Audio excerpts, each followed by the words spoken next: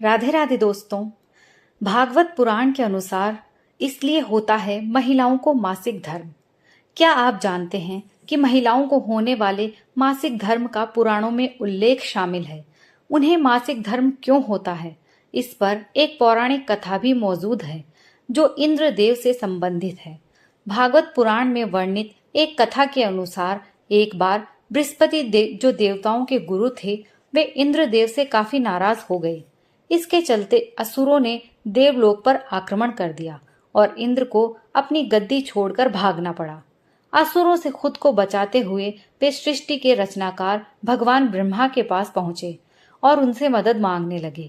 तब ब्रह्मा जी ने उन्हें बताया कि उन्हें एक ब्रह्म ज्ञानी की सेवा करनी चाहिए। यदि वह प्रसन्न हो जाए तभी उन्हें उनकी गद्दी वापस प्राप्त होगी। आज्ञानुसार इंद्रदेव ने एक ब्रह्म ज्ञानी की सेवा में लग गए, लेकिन वे इस बात से अनजान थे कि उस ज्ञानी की माता एक असुर थी, इसलिए उसके मन में असुरों के लिए एक विशेष स्थान था।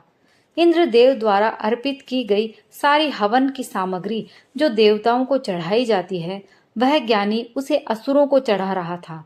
इससे उनकी सारी सेवा भंग हो रही थी। जब इंद्रदेव को सब पता लगा तो वे बेहद क्रोधित हो गए और उन्होंने उस ब्रह्म ज्ञानी की हत्या कर डाली।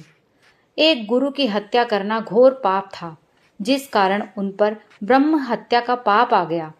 ये पाप एक भयानक राक्षस के रूप में इंद्र का पीछा करने लगा। किसी तरह इंद्र ने खुद को एक फूल के अंदर छुपाया और 1,00,000 साल तक भगवान विष्णु की तपस्या की। तपस्या से प्रसन्न होकर भगवान विष्णु ने इंद्रदेव को बचा तो लिया, लेकिन उनके ऊपर लगे पाप की मुक्ति के लिए एक सुझाव दिया। इसके लिए इंद्र को पेड़, जल, भूमि और स्त्री को अपने पाप का थोड़ा थोड़ा अंश देना था। इंद्र के आग्रह पर सब राजी तो हो गए, लेकिन उन्होंने बदले में इंद्रदेव से उन्हें एक वरदान देने को कहा। सबसे पहले पेड़ ने उस पाप का 1/4 हिस्सा ले लिया, जिसके बदले में इंद्र ने उसे एक वरदान दिया। वरदान के अनुसार पेड़ चाहे तो स्वयं ही अपने आप को जीवित कर सकता है। इसके बाद जल को पाप का हिस्सा देने पर इंद्रदेव ने उसे अन्य वस्तुओं को पवित्र करने की शक्ति प्रदान की। यही कारण है कि हिंदू धर्म में आज भी जल को पवित्र मानते हुए पूजा पाठ में इस्तेमाल किया जाता है। तीसरा पाप इंद्रदेव ने भूमि को दिया। इसके वरदान स्वरूप उन्होंने भूमि से कहा कि उस पर आई कोई भी चोट हमेशा भर जाएगी। अब आखिरी बारी स्त्री की थी। इस कथा के अनुसार स्त्री को पाप का हिस्सा देने के फल स्वरूप उन्हें हर महीने मासिक धर्म होता है, लेकिन उन्हें वरदान देने के लिए इंद्र ने कहा कि महिलाएं पुरुषों से कई गुना ज्यादा काम का आनंद उठाएंगी। इस दौरान वे ब्रह्म हत्या यानी कि अपने गुरु की हत्या का पाप ढो रही होती हैं। इसलिए उन्हें अपने गुरु तथा भगवान से दूर रहने को कहा जाता है।